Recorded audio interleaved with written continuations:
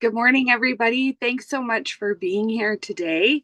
My name is Rachel Gillmore. I'm the Executive Director with Community Potential.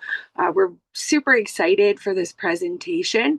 I'm just going to start with a land acknowledgement and I'll pass it over to my colleague, whom I'm sure you all know well, Mary Wiley, and then we'll begin our day. We are recording this. It will be shared on our platforms at Community Potential. Feel free to turn your video off and please keep your sound off during the webinar, and there'll be some time for questions at the end. In the spirit of reconciliation, Community Potential and all of us here today acknowledge that our work takes place on the traditional and treaty lands of Indigenous peoples who have cared for and stewarded these lands since time immemorial. We recognize that the Niagara region is situated on lands with a rich Indigenous history, including the Hattawallandarak, the Neutral Confederacy, the Haudenosaunee, and the Anishinaabe peoples, including the Mississaugas of the Credit First Nation. These lands are subject to the Upper Canada Treaties and are within the territory protected by the Dish with the One Spoon Wampum Agreement. As an organization committed to community-driven research, collaboration, and systems change, we recognize our responsibility to reflect on how the systems we help shape impact Indigenous peoples. We commit to ongoing learning, relationship building, and to supporting equitable and respectful partnerships grounded in truth, accountability, and reciprocity. We pay our respects to elders past and present and extend that respect to all First Nation, Inuit, and Métis people today. We commit to continuing to learn from Indigenous communities and to supporting respectful relationships grounded in truth, accountability, and reconciliation. Over to you, Mary. Thank you, Rachel. Good morning, everyone, and welcome to this webinar. We're going to take a bit of a look at how community action is moving forward, aligned with the Sustainable Development Goals in Canada and Niagara. And our goal is to help you to understand how you might apply these frameworks for well-being to your work, to help you with your planning, and supporting you achieving impact in your work and that of your organization. So on our agenda, we're going to talk first about alignment of the Sustainable Development Goals with the quality of life sectors that are in the Living in Niagara Quality of Life Report and with the Sustainable Development Goals. And so we'll use the term SDGs to refer to the Sustainable Development Goals. And the thing about both the Living in Niagara Quality of Life sectors and the Sustainable Development Goals is that they're both based on the social determinants of health. So that's where the connection is and the alignment. Dr. Liette Vasseur from Brock is going to talk about Canada's progress on this SDGs, what's next nationally and globally. Rachel Gillmore will be talking about work that Community Potential has done with the Coalition to End Violence Against Women in Niagara and helping them to map their system and learn how they can work more effectively together to strengthen Niagara's response to gender-based violence.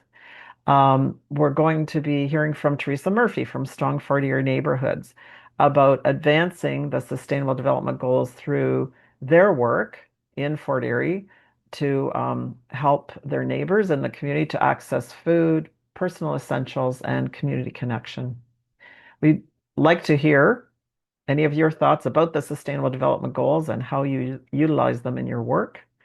And that will be during the time for questions and discussion, and then talk about next steps and adjourn. And we will be sending out a link at the end of the webinar for you to take 5 minutes, if you would, to complete a brief survey to help us understand how to strengthen these learning events going forward.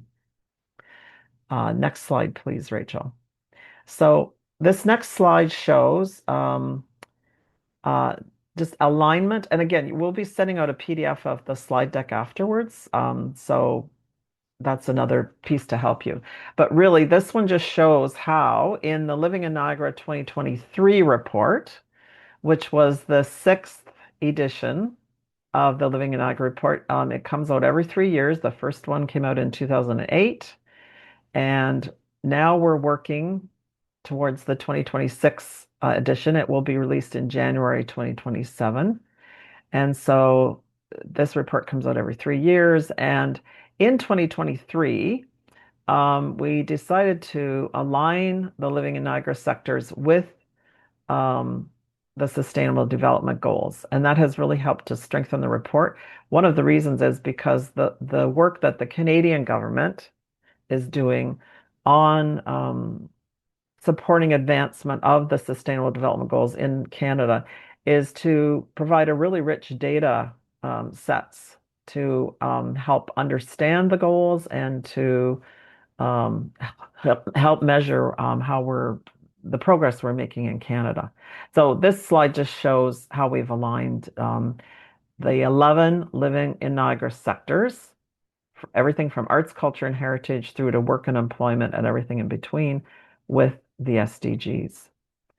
And if we go to the next slide, that will introduce Liette.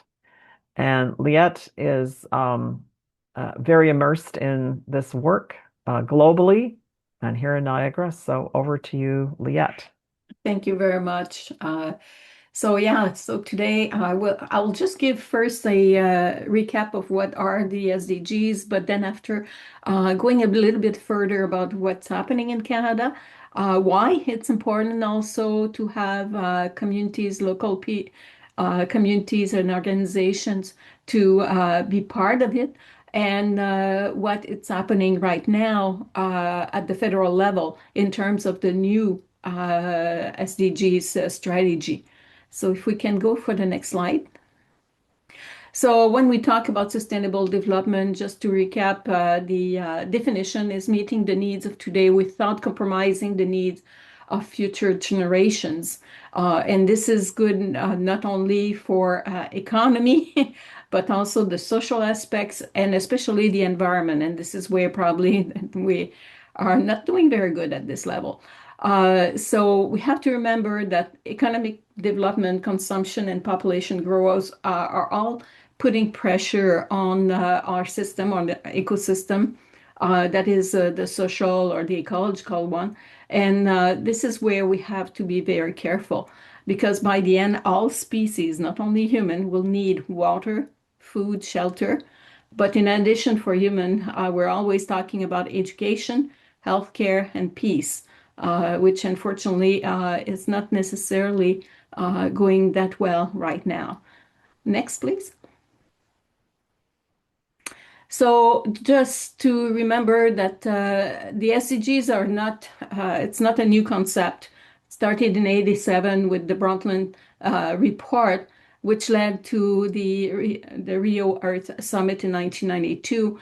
And our first step towards that was the Millennium Development Goals in 2000. We have to remember that the MDGs were for developing countries only at the time. What changed in 2015 is the adoption of the 2030 Agenda and the SDGs, which are in fact for all countries now. So it's not only for developing countries, but it's also for developed industrial countries. Next slide, please. So it's really a move that that happened in 2020. Well, in fact, the Rio Plus 20 was a big step in 2012 to redefine the Millennium Development Goals toward the Sustainable Development Goals. And it was mainly because it's not just the developing countries that need to be involved, first of all, but also to improve the sustainability of their countries. And that was the main reason why all countries now have to participate in the SDGs. So next slide. So we have 17 goals. One thing that is important to know is that they're all interdependent. Even if we can take one by one separately, and this is something we discussed yesterday with UNESCO, is that they're all connected in one way or another because when we look at no poverty, But no poverty will mean probably having decent work, will mean to have affordable, clean energy. It means zero hunger, good health. So they all interrelated. And when we look at climate action number 13, for example, that means that it's for life below water, life on land, but it means also clean energy. So they're all interrelated in one way or another. So that's something to be aware. So in some way, what Mary just mentioned in terms of the report card for the Niagara region, this is why all the numbers are there because they're all connected to what we're doing in terms of life and communities. So that's normal. Next, please. So the 2030 Agenda for Sustainable Development is based on what we call the 5 Ps. They are important, they are interrelated again, and this is why the 17 goals are connected, because we're talking about people, planet, but we're talking about partnerships, we're talking about prosperity, and we're talking about peace. And one thing that is interesting is if you read the United Nations Charter, the same with the UNESCO Charter, so the United Nations Educational, Scientific, and Cultural Organization, as well as, for me, the International Union for Conservation of Nature, all of them have the in their charter prosperity, peace, and people. So and partnership. So it's all part of the spirit of what happened after the Second World War with the creation of the United Nations. That we have to be all together to be able to have a better world. That's mainly why it's happening. Next slide, please. So I should say that in Canada, we have a division that is taking care of developing the report card for Canada because we have to report every few years at the United Nations on our progress. And so they released the last one just last year in 2025. A few things that happen in this report, but the recent report also from the United Nations, is the need to engage and collaborate more as the whole of society, stakeholder and partners. What it means is that when we look at all the targets, there are 169 targets of the 17 goals. 109 of them can only be achieved at the local level. So it's the community level that they can be officially looked at. And this is why we tend to think that, we have a federal strategy. That means the federal government that is taking care of it. But in fact, everybody should be involved. And this is why. So next slide, please. This is the 17 goals. As you can see here, this is for Canada. So this is the progress or no progress that has been made in terms of progress since 2015. If we look at the color first, the hash bar gray is data that are not available. And this is happening in several of the goals, unfortunately, and mainly because they have to be at the local level, and often they are not necessarily reported. The red, which unfortunately is quite predominant here, look at deterioration. So that means that we're not progressing, but we're regressing. The orange is limited progress. The yellow is progress made, but acceleration is needed. And the green is on track to or achieve.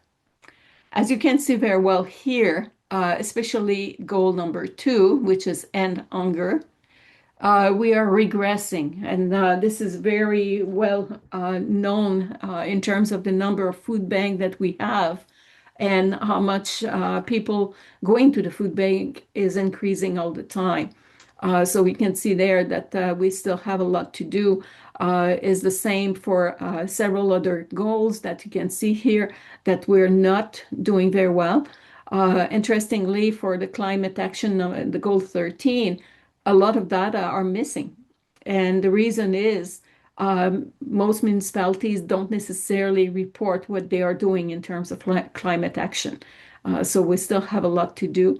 It's the same for life below water and life above, so on land, that we missing, but also not having a lot of work done. So we have a lot of work in the front of us. 2030 is coming pretty much tomorrow. I should say, negotiations are starting, discussion are starting to see about what we're going to do for that. That's certainly a big part of the questioning that's happening right now is how we going to continue the post 2030 agenda. Most likely we'll have to continue with many of these goals, especially end hunger. It's pretty much everywhere in the world. And I should say that uh, a big part of that, especially for Canada, has been, as you can imagine, the pandemic in 2020 that made that many of these goals that were doing a little bit better, they were progressing, are not now regressing because of the current geopolitical situation and the consequences of the pandemic. Next slide, please. So to be able to answer to all these challenges, the federal government has put a draft 2026-2029 federal sustainable development strategy. Why does it matter?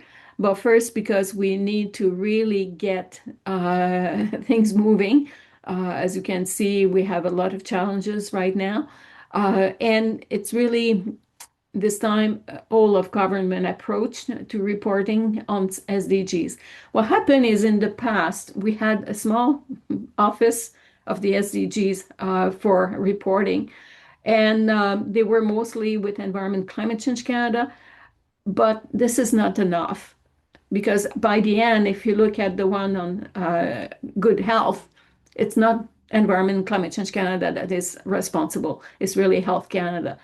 So by the end, it's not just one department, it's not just one agency, it's really the full federal government. And that's important in terms of looking at how their funding is going to be spent also in communities. So this is something that once this is approved, we may see quite a lot of changes at different places related to how the SDGs will be addressed in local communities. So as you can see, this strategy has four component, the goals, and I will explain what they are with the objective, but they have targets with that. Then they have the implementation strategies. So how they will be doing that. So it's a big table. You can see it because this is on this draft strategy is under consultation until May 12th. So if you're interested, you can go to you just have to put Federal Sustainable Development Strategy.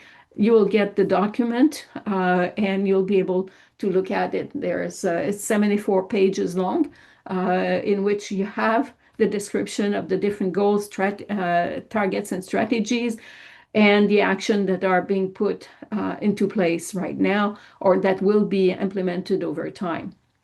Next, please. So as we can see, we cannot stay at the federal level only. It's very clear in the document that provinces, territories, municipalities, indigenous governments, civil society organization, and private sector, as well as individual Canadians, we all have a role to play in this. It's really a collective that will be able to shape our future, our sustainable future, for a more resilient society and healthy environment. So it means that all organizations that are in one way or another trying to help in any of these goals are very important. And it seems that the government is really already thinking about that by adding more funding in some places, although at the province level, probably not exactly the same, but that's a thing that is happening, is that we really need to make sure that that all of us have the possibility to contribute to advancing the SDGs. Next, please. So there are three interconnected pillars of the sustainable development. And it's interesting because this is the way that they put it in the strategy. So the first is building an inclusive and resilient society. The second is driving sustainable growth. And the third is protecting our environment and well-being. So these are the three main compartments, if you want, or goals of, or big objective of the new strategy. Next. So in terms of building an inclusive and resilient society, the vision is a safe, inclusive, and resilient society where no one is left behind. There are 7 goals in this case. The first, which surprised me a little bit, but I can see why, it's improve confidence in government. So, and I should say that each goal is very well explained, and they have link to all the different action that they already have and or they're implementing right now.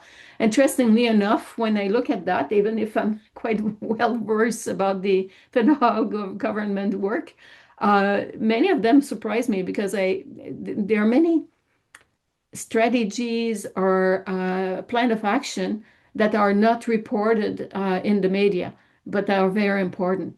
So you have to really click on the different link to be able to figure out what they are really doing at this level and how people can be engaged and how they can contribute to them. The second is reinforce Canadian culture and identity. The third is reduce poverty in Canada, and we know very well how they are trying to do that right now. Reduce systematic racism and discrimination, reduce gender-based violence, improve Indigenous peoples' prosperity, and the seventh is address the illegal drug crisis. So these are the main priorities right now related to the resilient, inclusive society. Next. The second is driving sustainable growth. So the vision in this case is to enable prosperous and fulfilling lives for Canadians while ensuring economic progress aligns with environmental and social sustainability. So here we have 5 goals. The first one is build a productive and low carbon economy. The second is strengthening the resilience and sustainability of Canadian agriculture. The third is to increase the number of household in acceptable housing. And we know very well the different action that they have put recently on that. Promote energy efficiency, and finally expand access to sustainable transportation. Next, please. And finally, the third component is protecting our environment and well-being. So the vision is a healthy environment that support the needs of current and future generation for Canada, for Canadians. Again, 5 goals. The first one is reduce greenhouse gas emission, which we're not doing very well right now. Support climate adaptation. And this is one that you cannot do that at the federal level only. It's really at the community level because each, the context for adaptation is really at the local level. Protect and restore Canada ecosystem and biodiversity. This is to be able to address the Kunming-Montreal Global Biodiversity Framework, improve water and air quality, and finally reduce and manage waste. So these are the different goals. As I said, everything is connected to different initiatives that they have, and you can click on their links to be able to better understand all what's happening, what are the opportunities for anyone to participate or to be engaged in some of these actions. Next. So just to a couple of notes, not all the targets are for 2029. In fact, many are for later. So if you take, for example, so section number 2, sustainable growth, goal number 3.1, more than 72% of households live in acceptable housing. The target is 2036, and this is the Ministry of Housing and Infrastructure. And right now, by in 2022, 69% of households were in acceptable housing. So we still have a lot of work to do. This is why all the the recent initiative to build faster and better has been coming up. This is one that they know they will have to put a lot of money to be able to do that. Next, please. So in summary, we have to learn how Canada contributes to the SDG, but it's especially at the community and individual level that we can contribute. Because by the end, as I said, most of these goals are really at the community level. It's important to understand what they are, what the strategy is putting into place, how it will help communities, but we need to know how the action that we have in the Niagara region, what's happening, because the needs of each community may be very different. And as I said, it's not really who should be involved and engaged. In fact, it's everybody, but how can we be involved? That's the next question. So we all have a role to play in this. It's to see how we can make it. What are the priorities? We cannot do everything in one person only, but one organization, but how can we all together make a big difference? That's the message that we're trying to pass through right now, because it's a need that has been underlined by the United Nations, that it's really the communities that can make the big difference. Next, I think I'm finished. Yeah, just a good resources. They are very good resources, by the way. Guidebook, toolkits that you can look at. There are some, for example, toolkit for culture. This is another one, 10 sustainable goals in your communities, how to advance them from Tamarack Community Organization. So there are several resources that are very good and can help you to find ways if you're not sure what to do. Next. So thank you very much, and I'll let Mary to go back to the next speakers. Thank you, Liette. That was excellent. And we mentioned the deadline to provide input to Canada's draft federal sustainable development strategy. Liette talked about that. So you could Google that, or you could go to niagaraknowledgeexchange.com. And on the Niagara Community Calendar, we have a link. This link is on there. We could also probably share it in the chat, I guess, for you to get in under the wire, to put your comments in there. And it's worthwhile doing that because it's great to know that the federal government is now focusing on this work being done at the community level. And that's where what we're talking about today comes into the picture. All right, so let's move on. And Rachel's going to talk about from global goals to local systems change, which dovetails very well in with what Liette was just talking about. So take it away, Rachel. Awesome. Thank you so much. I'm manning all the forts. So if I if I forget to turn my own slide, I apologize. Good morning, and thank you all for being here again. I'm Rachel Gillmore. I'm with Community Potential. Building off of Liette's presentation today, I'm going to talk about how global frameworks like the Sustainable Development Goals are being moved forward at the local level, and how they become more meaningful when we connect them to local data, local systems, and lived experience. I'll be using our recent work with the Coalition to End Violence Against Women, and that was the Referral Pathways Project. Again, we'll provide links to all of this when we email everybody out, and you can access everything that's been released and published on through the knowledge exchange right now. And we're using it as a case example to show how we can move from those broad goals like gender equality, health, justice, partnerships into practical systems planning here in Niagara. The main idea I want to explore is this. The SDGs are not just global aspirations. They can be used as a practical lens for understanding how local systems work, where they break down, or what opportunities exist, and how we can design more coordinated responses. Next slide, Rachel. the limitation of data alone, communities collect a lot of data. We have indicators, reports, dashboards, needs assessments, service statistics, community consultations. All of that information is important, but data on its own does not automatically create change. A statistic can tell us that housing instability is increasing, or that gender-based violence remains a serious concern, or that people are experiencing barriers to health or social services. But data alone does not always tell us how people are moving through these systems, where they're getting stuck, or how these systems work together, and why some people experience worse outcomes than others. That's why interpretation matters.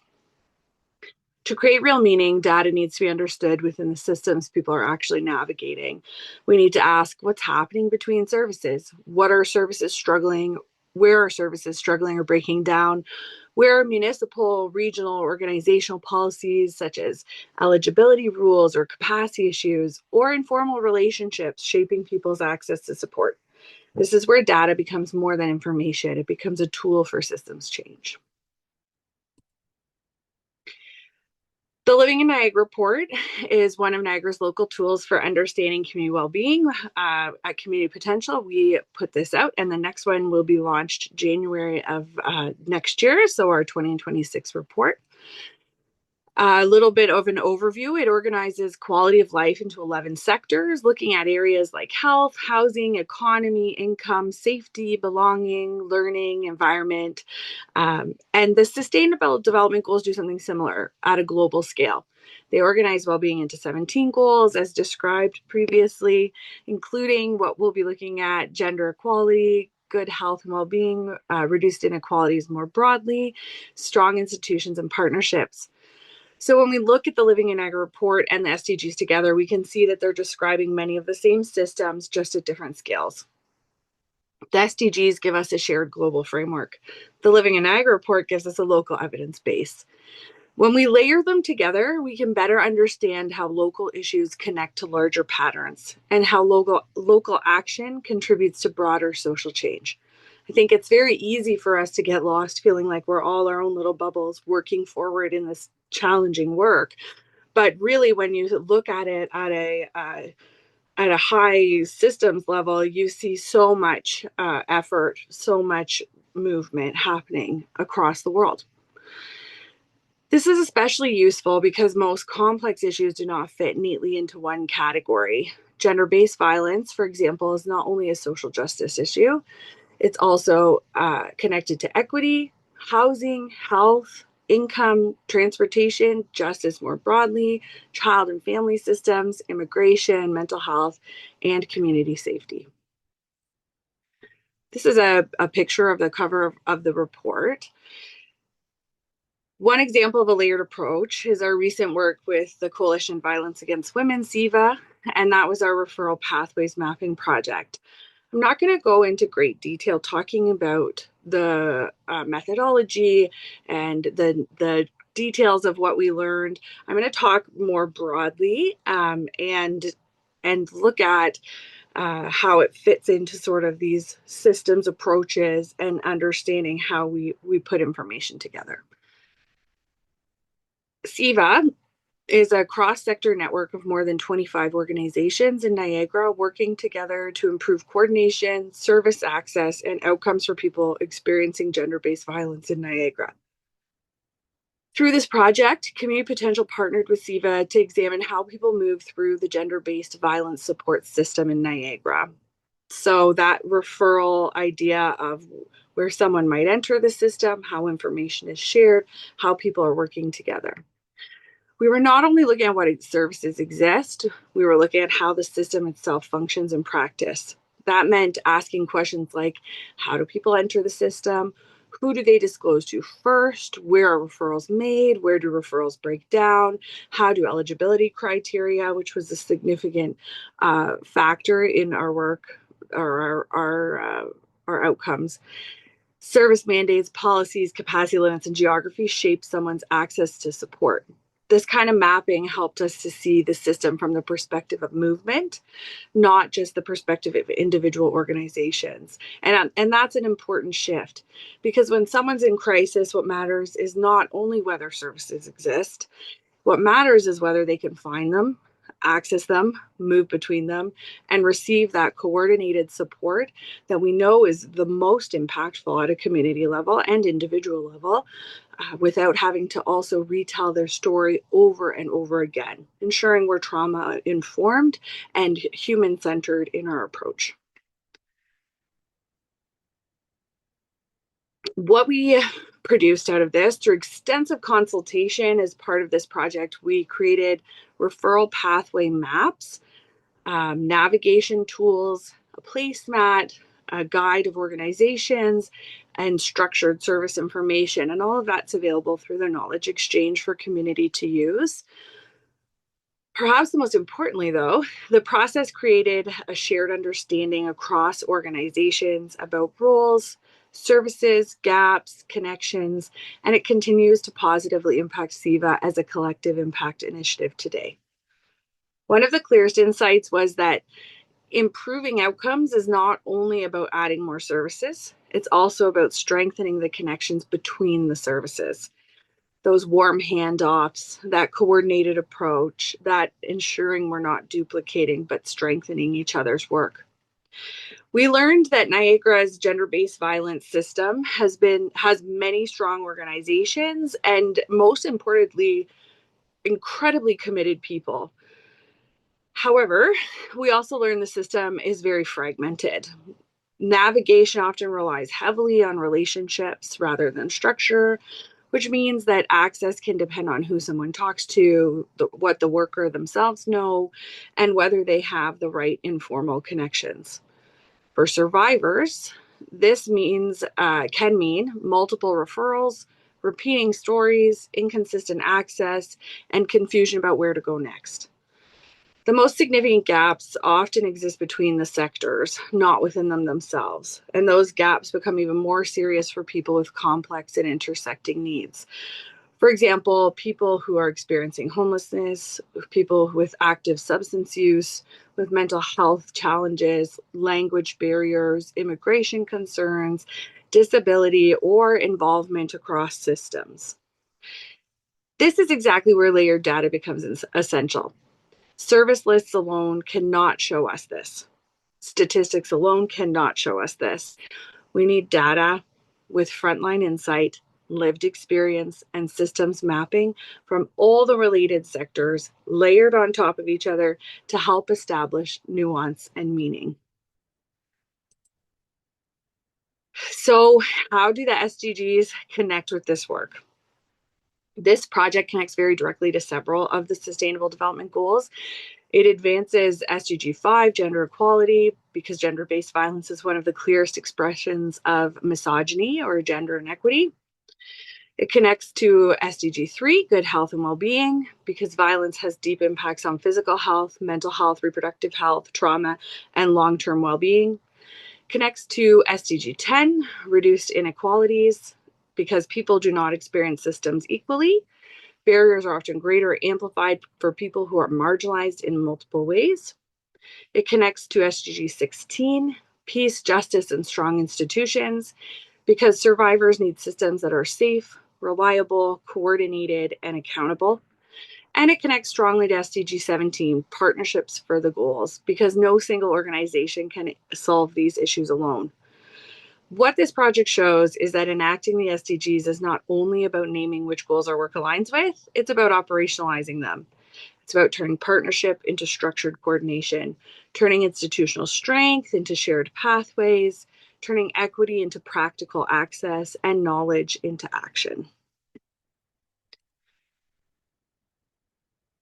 What does it mean to enact the SDGs? It means designing systems that work for people.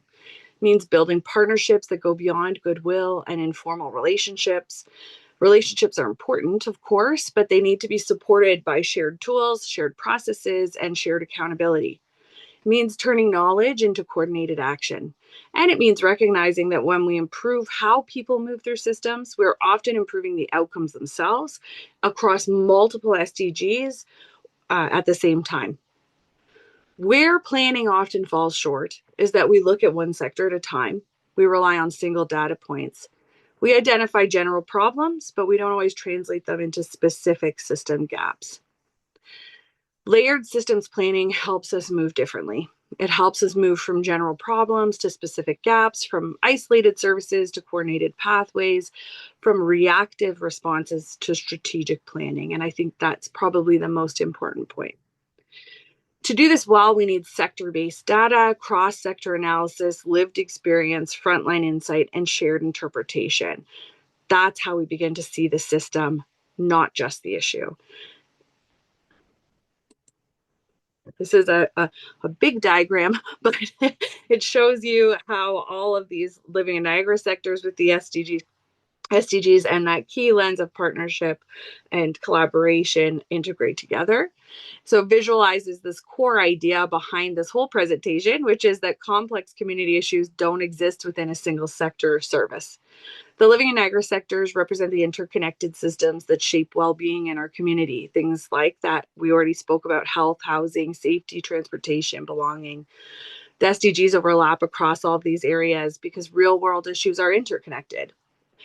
The gender-based violence issue is not just a safety issue. It affects housing access, mental health, transportation, financial stability, and social inclusion.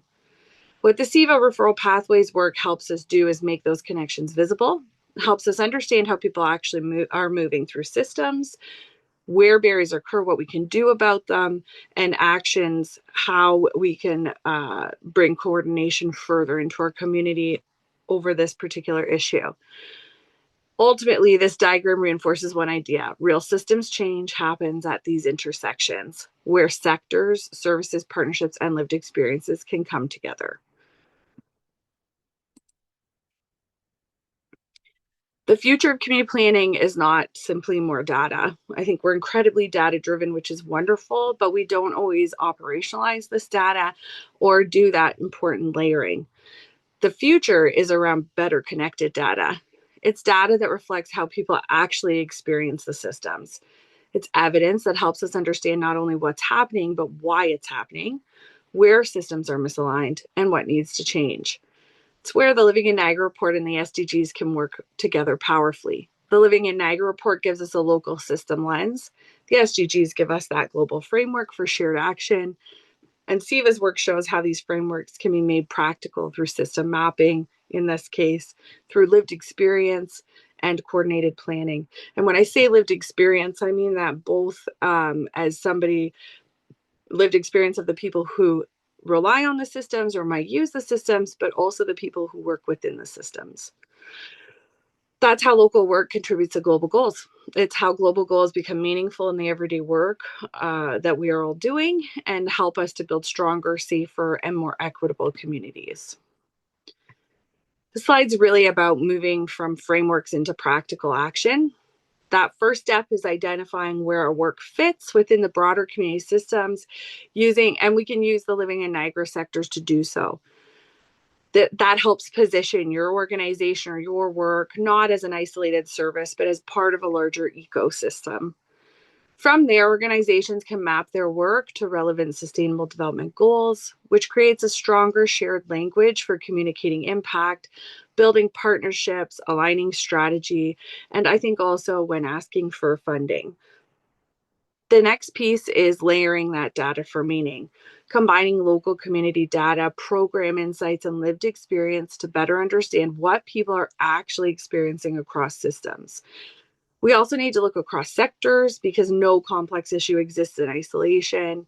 And a lot of these issues end up being system multipliers. So when you engage in one thing or one particular issue happens, you end up becoming involved in multiple systems or having multiple multiple barriers to access across. Challenges related to housing, health, safety, income, and belonging are deeply interconnected. Another important shift is strengthening connections, not just services. So building those shared pathways, the formalized relationships, and collaborative approaches, which creates more coordinated and responsive systems. Frameworks like the SDGs and Living in Niagara can help organizations tell a stronger story, one that connects local work to those broader community and global outcomes. I think it can also help in your formalized evaluation processes and in developing research. Ultimately, stronger communities are built when we connect local data, global goals, and real experiences into coordinated action. As we think about the future of community impact work, these frameworks are also more than reporting tools, they're strategic assets. They help us ground our work in evidence, strengthen our evaluations, demonstrate systems level impact, and build stronger cases for funding, partnership, and investment. When we connect local data, that lived experience, these shared frameworks, we create clearer stories, stronger strategies, and more coordinated and effective communities. Thank you very much. And I think there's going to be time for questions at the end. So over to you, Mary.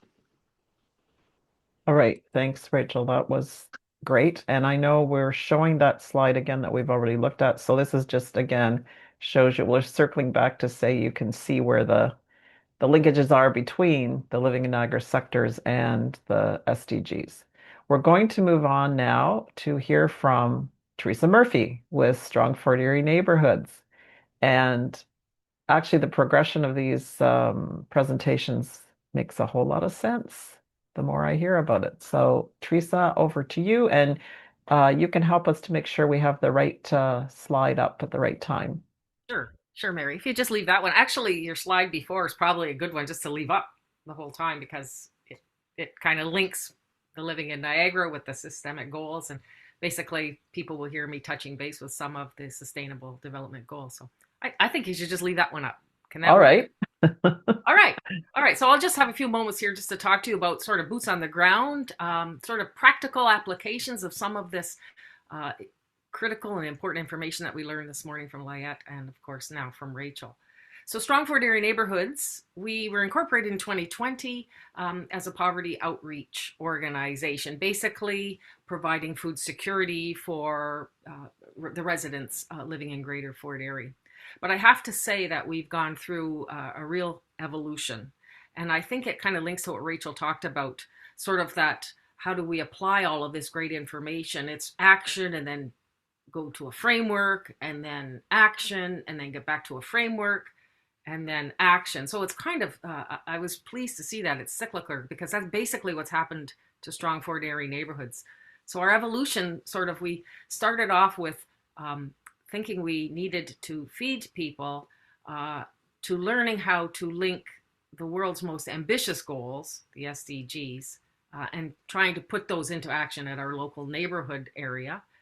And then having listened to Liette this morning with the federal Sustainable Development Strategy, now we have to go back again and look at it because I immediately saw the work for Strong Fort Erie Neighborhoods has to really zone into target 1.3, which is poverty, 2.3, which is housing, and 3.5, which was reducing waste and management, that sort of area.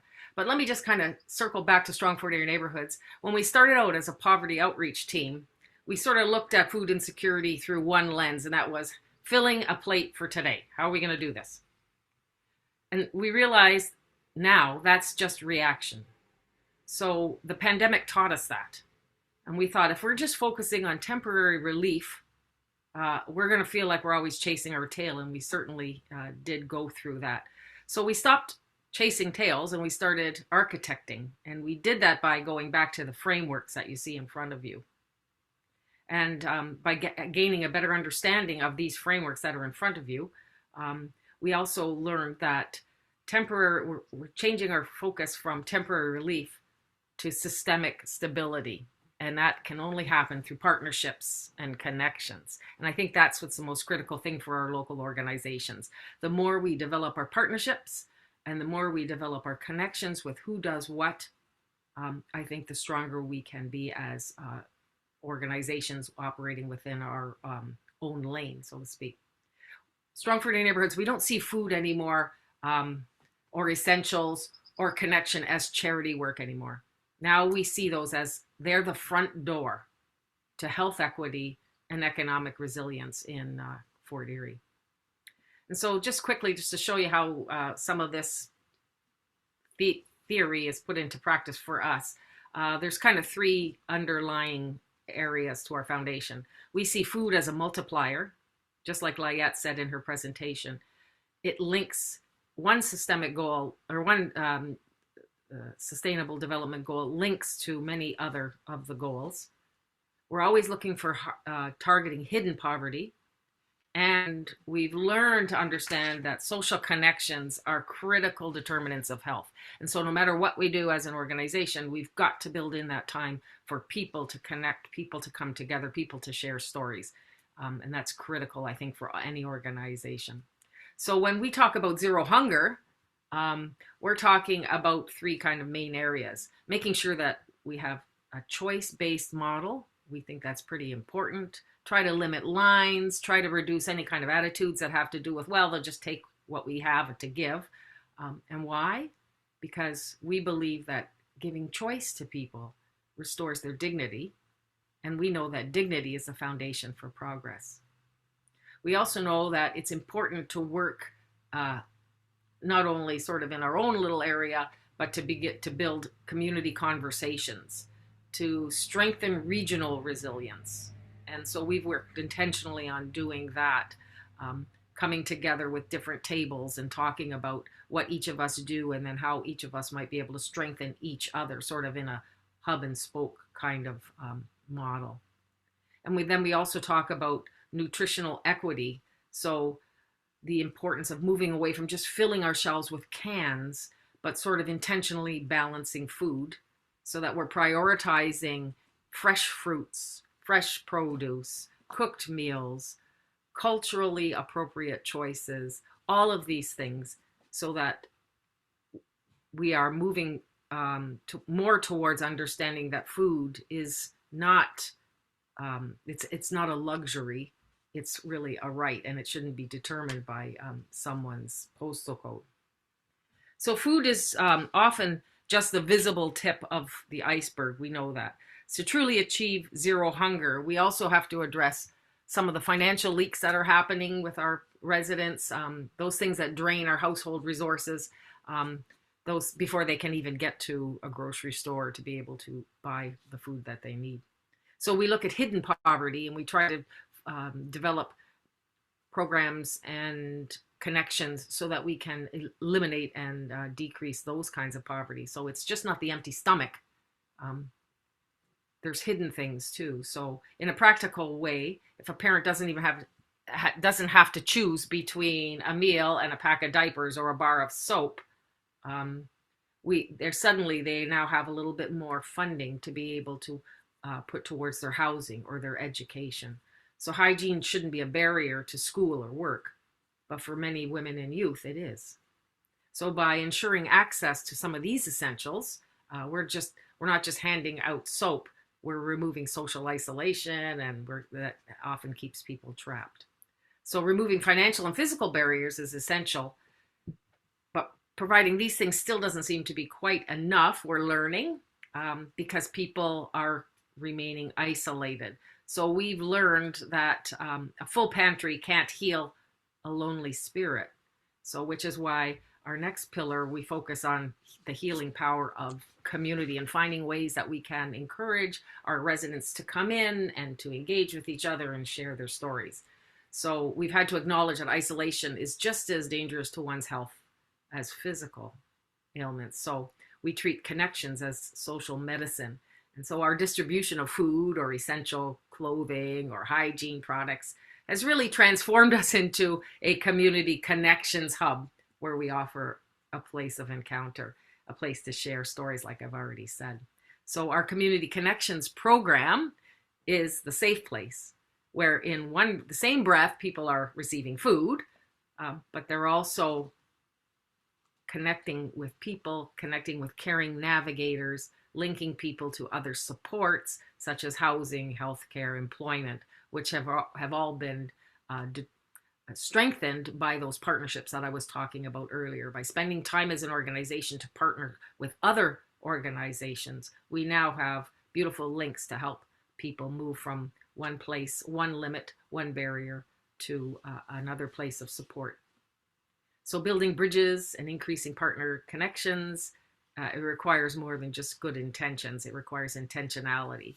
And so when we have had to get used to using asset mapping, understanding where the gaps are in our community, where the gaps are in our programming, and expanding our capacity for measuring success. And we've been blessed with the good work of Mary and Rachel, and they're helping us along with evaluation, because that's always critical to know what you're doing. And we're starting to learn how to track things besides how many kilograms or how many cans, or counting how many things we're distributing. We're tracking things now more like household stress, reduction in household stress, or how is this changing people's behaviors, or how is this increasing someone's sense of belonging to their community. So those are just 3 quick examples of how we've had to sort of continue to evolve. So at the end of the day, the sustainable goals give us a roadmap, but it's our community that gives us the why. And so we've learned to stop focusing on the crisis of the moment and to start building a more sustainable future by creating more accessible and equitable opportunities for the people who are living in our neighborhoods. We've had to move from just filling plates to building partnerships and opportunities. And in that way, we believe that we're honoring the Sustainable Development Goals. And now I'm excited to dive deep into the new federal program or information that's coming out, so that we continue to leave no one behind. So that's just a real quick overview of Strong 40 Neighborhoods. What started off as looking just like, okay, we can provide a hot meal, to okay, here's now what we're doing. We're really targeting many of the Sustainable Development Goals, and we're glad to be able to do that. And it was great to hear Liette talk about how that's critical at the local levels to be able to move the global agenda forward. So thank you. I hope that I gave you a little bit of an overview of an important. Thank you, Teresa. That was excellent. And I think the 3 presentations together went really well together. And I'm seeing some thumbs up and some thank yous. We have hit the 11 o'clock mark, gone a couple minutes past. And so what we'd like to do is invite you to watch your inbox, because we'll send an evaluation survey. And that's where we'd like to know a little bit more about how you might be using the Sustainable Development Goals to support your work, or if you plan to in the future. And we'd like to hear more from you, just in general, about what you think other learning events could be. And I think we need to sign off. And unless Rachel has anything more to add, I just want to thank everyone for attending, and our speakers were excellent. And you will get a recording of this so that you can maybe share it out with others who weren't able to participate today. Over to you, Rachel. Nope, you caught it all. Thank you so much to everybody and to our speakers, and we look forward to hearing from you. Thank you. Thank you. Have a good day.